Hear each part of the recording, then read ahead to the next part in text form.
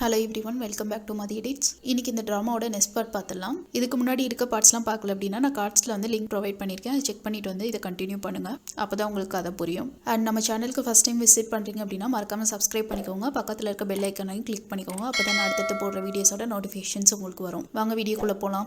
வில்லனும் ஹீரோயினும் பேசிகிட்டு இருக்கும்போது ஹீரோயின் கேட்குறா, என்னை பற்றி உங்களுக்கு எந்த இன்ஃபர்மேஷன்லாம் தெரியும், எதுக்கு வந்துட்டு இவ்வளோ பெரிய வேலையை என்கிட்ட கொடுக்குறீங்க, இந்த மாதிரி கொஸ்டின் கேட்குறா. பட் இவ தான் வந்து முன்னாள் இளவரசி அப்படின்றதெல்லாம் வந்து நம்ம வில்லனுக்கு இன்னும் தெரியாதுல. அதனால் அவன் வந்துட்டு எதுவுமே சொல்லாமல், நீ கேள்வியெல்லாம் கேட்கக்கூடாது, நான் சொல்கிற வேலையை மட்டும்தான் பார்க்கணும் அப்படின்ற மாதிரி அவன் மிரட்டுறான். அப்போ சொல்கிறா, இல்லை நீங்கள் சொல்கிற வேலை எவ்வளோ பெருசு தெரியுமா, சப்போஸ் நான் மாட்டிக்கிட்டேன் அப்படின்னா நான் மட்டும் சாக மாட்டேன், நீங்களும் தான் கூட சேர்ந்து உங்கள் ஃபேமிலி எல்லாரையும் வந்துட்டு கொலை பண்ணிடுவாங்க அப்படின்னு சொல்லி அவன் சொல்லும்போது இவன் சொல்கிறான், ஆமாம் அப்போ என்னோட வாழ்வா சாவான்றது உன் கையில் தான் இருக்குது, ஆனால் வந்துட்டு உன்னை புரிஞ்சுக்கோ, நான் சாகிறதுக்கு முன்னாடி உனக்கு நெருக்கமானவங்க, உன்னோட சொந்தக்காரவங்க, நீ யாரை விரும்புறியோ எல்லாருமே வந்து நான் கொலை பண்ணிட்டு தான் நான் சாவேன் அப்படின்ற மாதிரி மிரட்டுறான். ஸோ அதை பார்த்துட்டே வந்து ஹீரோயினுமே கொஞ்சம் பயமாயிருது. அவள் வந்துட்டு எதுவுமே சொல்லாமல் அமைதியாக இருக்கா. அடுத்த சீனில் அந்த வில்லனோட ஒய்ஃப் வந்துட்டு இவளை கூட்டிகிட்டு போய் ஒரு ரூமில் விடுறான். அந்த ரூமில் தான் ஆல்ரெடி அந்த பொண்ணு, அந்த சொந்தக்கார பொண்ணு இருந்திருப்பா போல். ஸோ அந்த ரூமில் விட்டனே இவள் வந்து கொஸ்டினாக கேட்குறா, இந்த மாதிரி அந்த சொந்தக்கார பொண்ணு எங்கே போயிட்டா அப்படின்னு கேட்கும்போது அவங்க சொல்கிறாங்க, நீ அந்த கொஸ்டின்லாம் கேட்கக்கூடாது, அமைதியாரு.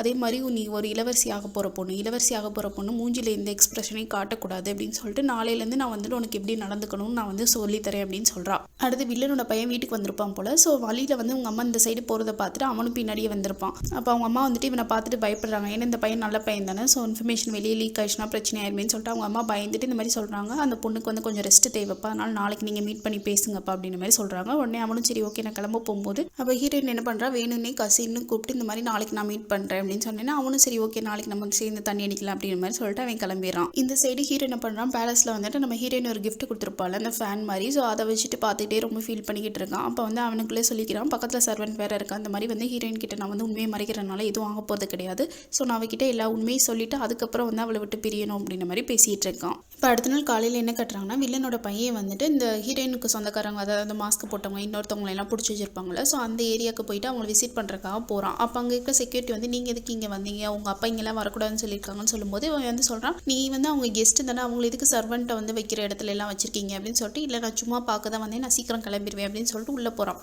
ஸோ என்ன நடந்திருக்கு அப்படின்னா, நம்ம ஹீரோயின் வந்துட்டு லெட்டர் மாதிரி கொடுத்துட்ருப்பா போல், அதாவது இந்த பையன்கிட்ட லெட்டர் மாதிரி கொடுத்துவிட்டு அவங்க ஆள்கிட்ட கொடுக்க சொல்லியிருப்பான் போல். ஸோ அதை படித்து பார்த்தனே உள்ளே என்ன எழுதியிருக்குன்னா, இந்த மாதிரி இந்த பையன் வந்து என்னை அவனோட கசினாக நினைக்கிறான், ஸோ அவன் இந்த பையனை யூஸ் பண்ணி நீங்கள் 2 பேரும் தப்பிச்சிருங்க அப்படின்னு மாதிரி அதில் எழுதியிருக்கு. அதனால அவங்க மாஸ்க் போட்டு வரும், அந்த இன்னொருத்தரும் வந்துட்டு என்ன பண்ணுறாங்க, எனக்கு வயிறு வலிக்குதுன்னு சொல்லிட்டு நடிக்க ஆரம்பிச்சுறாங்க. ஸோ அவன் வயிறு வலிக்குதுன்னு சொன்னே இந்த பையன் வந்துட்டு சரி உண்மையாகவே உங்களுக்கு முடியல போல அப்படின்னு சொல்லிட்டு ஹாஸ்பிட்டலில் சேர்க்கலாம்னு சொல்லிட்டு 2 பேரையும் கூட்டிட்டு ஹாஸ்பிட்டலுக்கு போகிறான். ஸோ அந்த இடத்துல அவனுங்க 2 பேரும் மாறு வேஷம் போட்டு தப்பிச்சிடறானுங்க.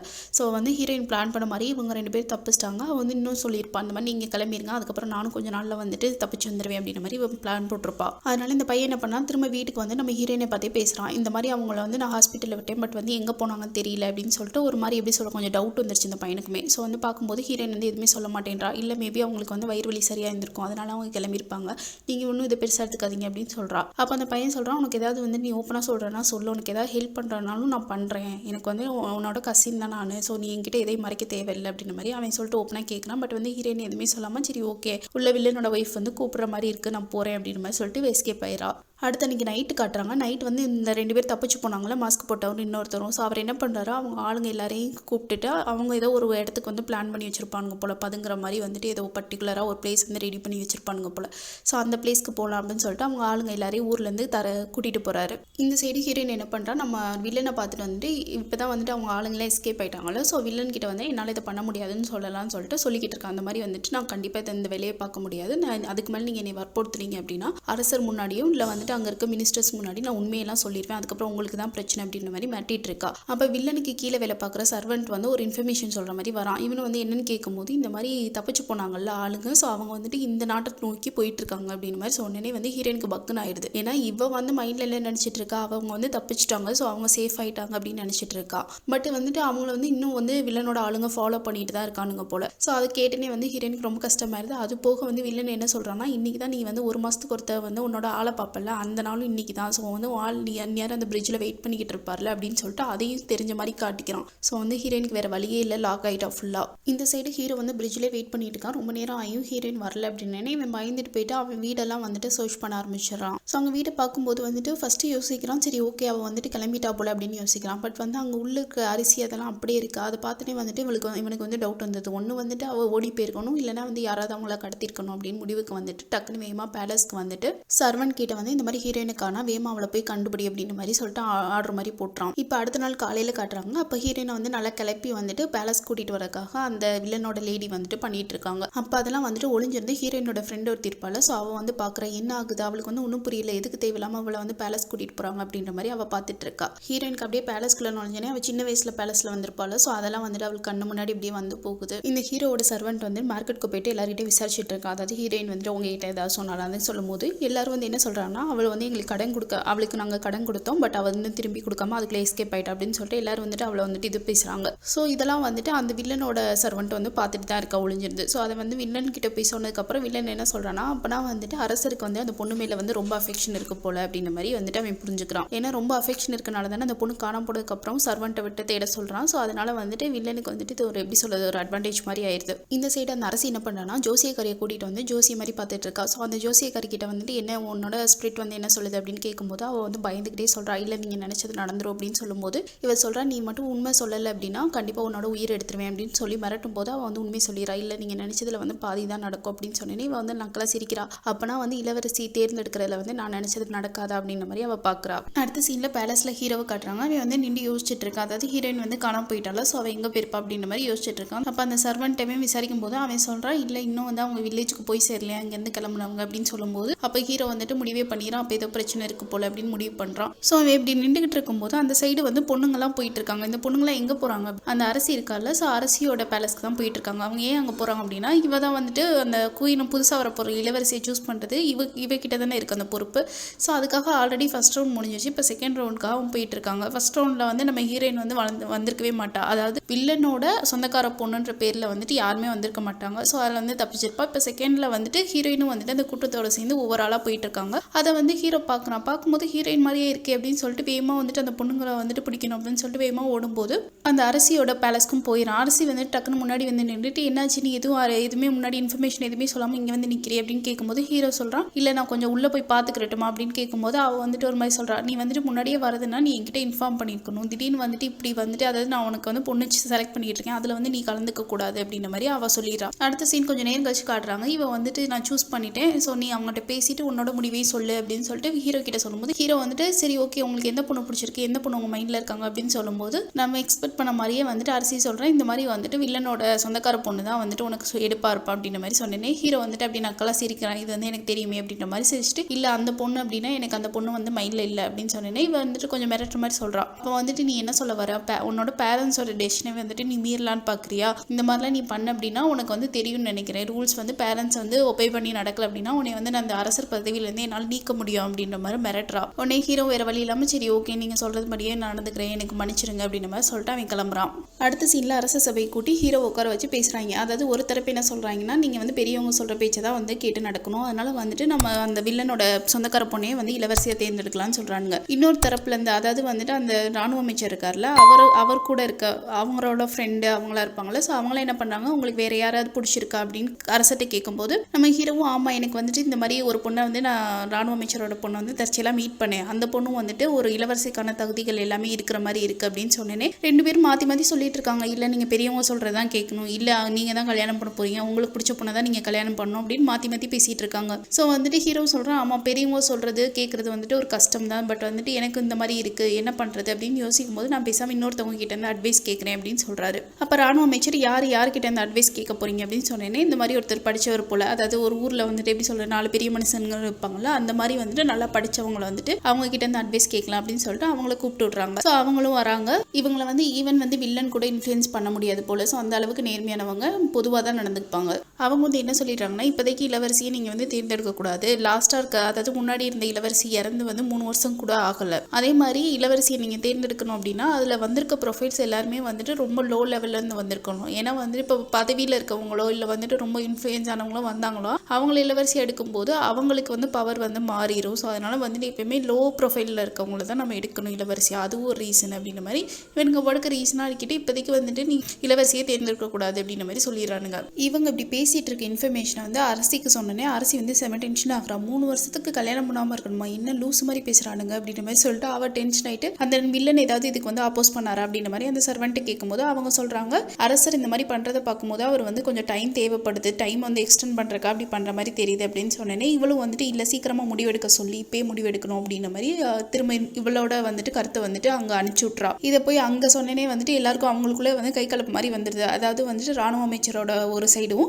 இன்னொருத்தவங்க வந்துட்டு வில்லனோட ஒரு சைடு. ஸோ 2 பேரும் மாற்றி மாற்றி பேசும் வந்துட்டு அரசர் டென்ஷன் ஆகுற மாதிரி கத்திட்டு கொஞ்சம் நேரம் எல்லாரும் அமைதியாக இருங்க, நான் முடிவெடுக்கிற வரைக்கும் யாரும் எங்கேயும் போகக்கூடாது, இங்கே இருங்க அப்படின்ற மாதிரி சொல்லிட்டு அவர் கொஞ்சம் பிரேக் மாதிரி விட்டுருக்காரு. ஸோ அதனால இந்த கேப்பில் என்ன பண்ணுறான், வில்லனும் அரசியும் மீட் பண்ணி பேசுகிறாங்க. அப்போ அரசி சொல்கிறாரு, நான் தான் உங்ககிட்ட சொன்னேன்ல முன்னாடி மாதிரி அரசர் கிடையாது, அவர் வந்து ஏதோ பண்ணுறாரு அப்படின்ற மாதிரி போட்டு கொடுக்குறா. நம்ம வில்லனுக்கும் சரியாக படலை. அடுத்து இங்கிட்ட அரச சபையை காட்டுறாங்க. கிட்டத்தட்ட 3 நாள் ஆயிடுச்சு. இன்னும் வந்துட்டு அரசர் வந்துட்டு எந்த டெசிஷனுமே எடுக்காமல் அப்படியே எல்லாரையும் வந்து நிற்க வச்சுட்டே இருக்காரு. கடைசியாக ஒரு வழியாக வந்து முடிவு எடுத்துட்டு எல்லாருக்கிட்டே என்ன யூஸ் பண்ணுறாருன்னா, நான் இப்போ எடுக்க போகிற முடிவுனால வந்துட்டு யாருக்குமே வந்து பாதிப்பு வராது, அது மாதிரி நம்மளோட பாரம்பரியத்துக்கும் இந்த பிரச்சனையே வராது அப்படின்னு சொல்லிட்டு என்ன சொல்கிறாரு அப்படின்னா, 2 பேரையும் வந்து நான் அரச பதவியோ இல்லை இளவரசி பதவியோ எதுவுமே கொடுக்காம பட் நான் 2 பேரையும் வந்து வச்சுக்கிறேன், அவங்க மூலியமாக குழந்தையும் வரும், அதனால நம்ம அரசுக்கு வந்து வாரிசும் கிடைக்கும் அப்படின்னு மாதிரி சொல்கிறாரு. அதை கிட்டத்தட்ட வந்து கீப் மாதிரி வச்சுக்கிறேன் அப்படின்ற மாதிரி சொல்கிறாரு. ஸோ அதுக்கு வந்துட்டு எல்லாரும் ஓகே சொல்லிட்டாங்க போல. அடுத்த சீனில் காட்டுறாங்க, இங்கிட்ட ராணுவ அமைச்சரோட பொண்ணும் நம்ம ஹீரோயின் 2 பேருமே வந்துட்டு நல்ல ட்ரெஸ்லாம் பண்ணி ரெடி ஆகுறாங்க. ஆனால் இந்த மாதிரி கீப்பாக இருக்கிறதுக்கு வந்து அவங்க கிட்டத்தட்ட மனைவி பொசிஷனே கொடுத்துருவாங்க 2 பேருக்குமே.